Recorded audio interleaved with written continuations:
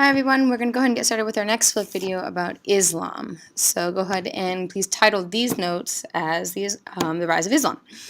So taking a look at Islam. Islam has 1.3 billion followers. It's the third largest universalizing faith in the world. Its origins are traced back to Saudi Arabia and the rise of Muhammad, where he grew up in Mecca. Mecca is the holiest city of Islam as a result of its place of origin. Another city that's particularly significant to Muslims is Medina, which is where Muhammad fled for a period of time during his reign. Currently, the global distribution, this is key. Taking a look here, you'll notice obviously that there is still a dense concentration of Muslims in Iraq and Iran over here, and largely in North Africa, but it cannot be discounted over here. You see that Indonesia has the single largest number of Muslims of any country in the world, followed shortly thereafter by the Middle East, such a general region, specifically looking at this country of Pakistan. Then thereafter, India, Bangladesh, and so on and so forth. So common misconception that the Middle East contains the largest a single country in the Middle East contains the largest concentration of Muslims in the world is actually Indonesia. Looking forward from there. There's a cartogram that says the same information, which helps make meaning from that. So you'll notice, again, in large concentration of Muslims in India. We know, of course, that India is primarily Hindu, but there are Muslims there. There's quite a lot of religious tension between Pakistan and India over the Islam and Hinduism. This just kind of gives you an idea, though. If you notice the cartogram again, Indonesia has the largest single concentration of Muslims in the world. As a region, the Middle East, of course, has far larger. But single country, very much so, Indonesia. Already mentioned this about the origins. Origins on the left-hand side, you can see from Mecca and Medina beginning in 612 CE. This is the youngest of the Abrahamic faiths. Islam diffused very quickly through conquest and trade. So there was war and violence involved in the spread of Islam, but that is a little bit logical if you think about the conditions of the Arabian Peninsula at the rise of Islam, which was very tribal, very violent.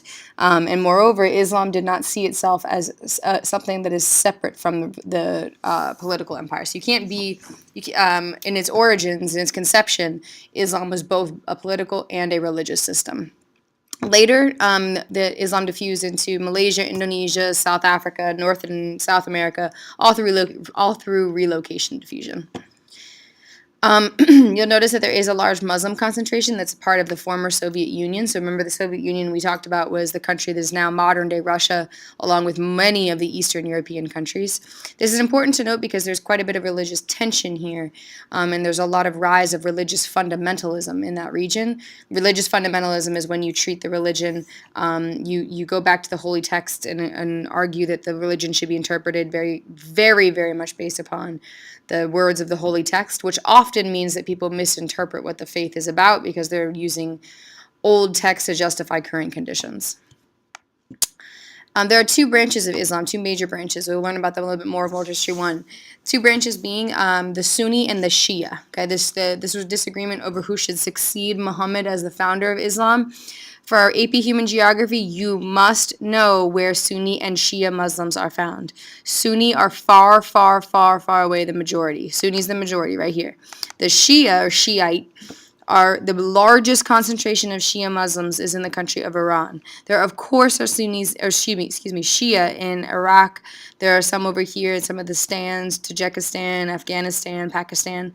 But this is the single largest concentration is in Iran, moving up to Azerbaijan and Georgia, the country of Georgia, a very small country.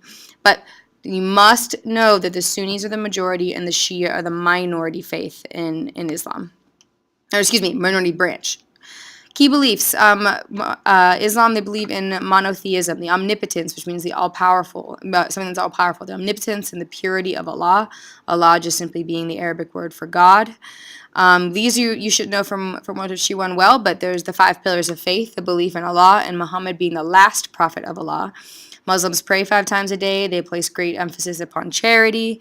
They fast during their holy month of Ramadan, which is a month of spiritual purification where Muslims do not eat from sunrise to sunset. So Muslims will rise early in the morning, have a very big meal, fast all day, and then have another very big meal in the evening after the sun goes down. This ends with a big holiday known as Eid, and Eid is sort of the big, huge celebration that Muslims participate in, many Muslims participate in, which is the celebration of the end of this month of fasting and spiritual purification, so a common holiday. Muslims also often take a Hajj. So the Hajj has increased tourism and has increased the significance of Mecca and Saudi Arabia on the whole. So pilgrimages often have that consequence. They encourage tourism in countries of. So India has a large tourism industry associated with Hinduism. Jerusalem has a large tourism industry associated with Judaism, Christianity, and Islam. The Hajj in Mecca is a huge tourist organization, all involved with coordinating the Hajj. As you can see, these millions of people taking the Hajj every year. Islam is often expressed, so the beliefs of the faith are often expressed through the architecture. And the mosque is the holy place of worship. This is the great mosque in Damascus, which is one of the most famous mosques in the world. But the mosque is a holy place of worship. It's not a Muslim church. Do not use that phrasing. Church associates with Christianity. So a holy place of worship is much like the same for Buddhism and Christianity, is a communal place. Actually, well, let me start that over. Just like Christianity and Judaism, I should say. The holy place of worship is a place for communal worship. And the mosque is really a center point for the entire community in a Muslim country or a Muslim region. That the mosque will serve services for people. It will aid the poor, much like a church, and it also serves as a community center in a lot of ways. It's typically the most prominent building in the Muslim town, so you can see it from far away. And that's largely because of this tower over here, which is called a minaret. And I'm going to get to that in a second. So the cultural landscape of Islam, if you think about Islam, is a lot like Hinduism, that religion and culture and politics, that all of these things are all combined into when you think of what you see of Islam, you see the totality of Islam. You see this whole existence of Islam expressed through the architecture and the practices of the people. It doesn't just live inside the holy place of worship. You really live Islam in so many ways. The physical architecture of the mosque has some significance. The dome associated with the mosque, this is another really cool mosque in Abu Dhabi in the United Arab Emirates. This dome indicates the spaces of communal worship. So domes are usually, it looks like here this might be a little bit of an exception, but typically the largest dome is a representation of where the mosque where the communal worship piece of the mosque takes place. This right here I mentioned, you must know this. This is another expression of the role of architecture. Just like the towers in Christianity and the symbols of the cross, or many of those medieval cathedrals are important. These minarets or these towers are extremely important in Islam because this is the place from which a muezzin, a specific person, delivers a daily call to prayer. So you can actually hear this daily call to prayer in Muslim countries. So the tower is sort of it's a physical representation and a physical imprint of a religious belief, which is the belief of prayer 5 times a day. Some other cool mosques. Muslims do not, the Quran, meaning the holy book of Islam, the words of Allah, prevents the depiction of animals and humans. They do not want anything associated with, could potentially encourage people to confuse Allah as a human being or having any kind of human features.